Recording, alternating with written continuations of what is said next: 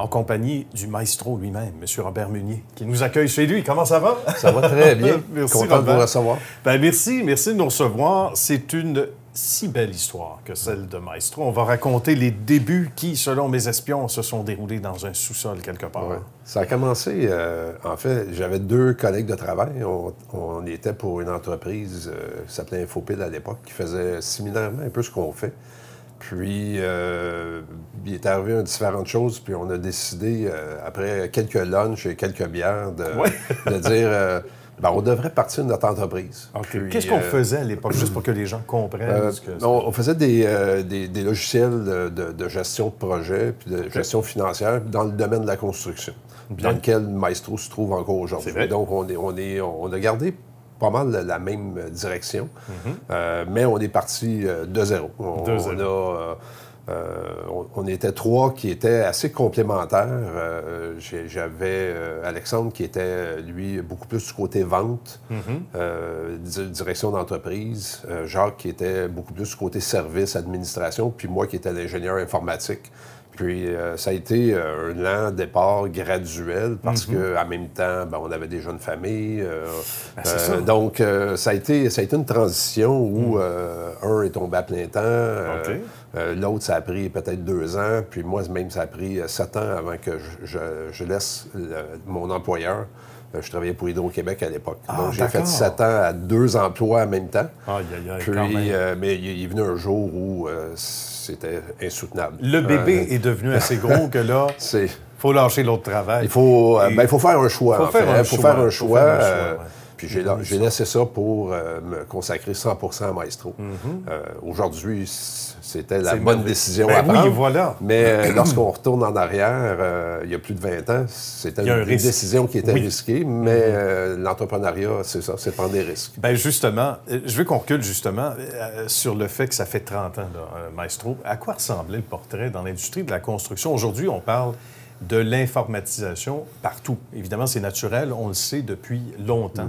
Mais il y a 30 ans, le morceau était peut-être plus difficile à avaler pour les firmes concernées. Mais aujourd'hui, toutes les industries passent par ce qu'on appelle la transformation numérique. C'est la 4e vague de transformation industrielle. Oui. Et la construction n'y échappe pas. Fait qu'il y a énormément de modifications. Il y a 30 ans, il commençait à avoir aussi une transition où les gens faisaient de la comptabilité, puis géraient des projets, puis c'était relativement simple. Puis on est arrivé au moment où la notion plus de coût de projet, d'établissement budget, de suivi budgétaire, de suivi de coût réel arrivait. Fait qu'on est tombé un peu là-dedans. Et aussi, une approche qu'on a prise à l'époque, c'était d'arriver avec une notion d'une solution unique à toutes les entreprises. Dans les années 80, c'était le début de la micro-informatique, puis beaucoup de développement sur mesure. Fait que chaque entreprise de développement avait un nouveau client, puis il programmait ce qu'il voulait. Puis nous, on a pris une approche de dire, bien, on va avoir une solution qui va s'appliquer à tous nos clients. Qui va être universelle. Donc, on a un peu changé le marché à cette époque-là. C'était pas courant que ça soit cette approche-là. C'est ce qui a fait qu'on a gagné quand même beaucoup de marchés au Québec, puis on est devenu le leader dans le logiciel de gestion de construction à cette époque-là, et encore aujourd'hui. Maintenant, qu'est-ce qui arrive, c'est qu'il y a de plus en plus de technologies dans les entreprises. Ça évolue, justement. Fait que les besoins ont fait que la solution Maestro a évolué dans plusieurs directions. On fait de plus en plus de choses pour dire qu'aujourd'hui, on gère l'ensemble des opérations financières et opérationnelles d'une entreprise de construction, incluant même des solutions sur téléphone mobile, sur tablette, parce que le besoin est là. Puis, comme je dis, on tombe dans la transformation numérique. Fait que là, on commence à entendre parler d'Internet des objets, on commence à entendre parler d'intelligence artificielle.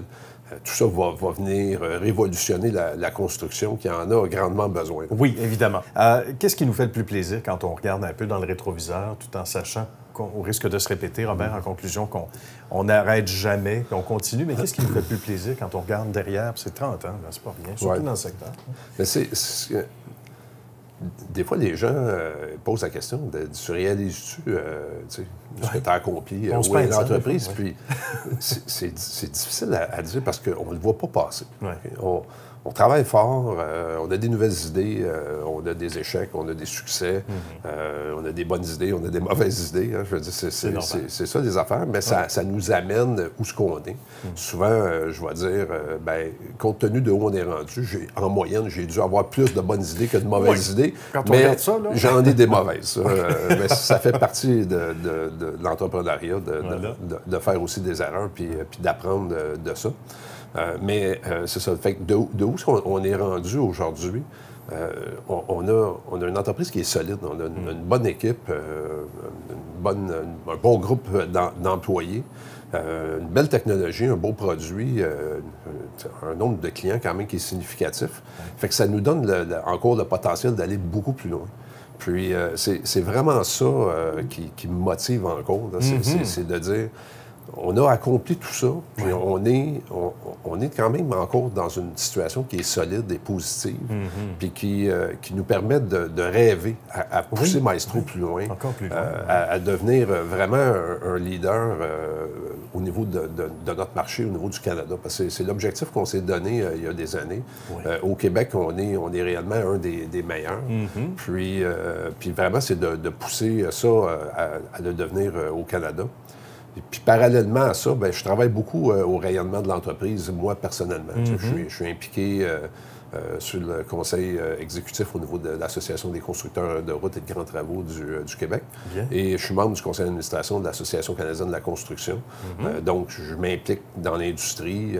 Ça me permet de rencontrer des gens de partout au Canada. Voilà. Puis, il y a quelques années, Maestro, puis moi, personnellement, j'avais reçu le prix du fournisseur de l'année de l'Association canadienne de la construction. Donc, c'est un prix qui est quand même prestigieux, que j'avais eu dû à mon implication qui a près de 20 ans là, dans l'industrie de la construction. Et on est à l'écoute, hein? Ça permet d'écouter les besoins puis d'ajuster le tir également. Exact. Bien, Robert, c'est tout un accomplissement. Au plaisir de se rencontrer de nouveau. Bravo pour ce beau 30 ans. Et un autre 30 ans minimum à venir. Bien, merci beaucoup d'être présent. Ça fait un énorme plaisir. Merci, Robert Albo.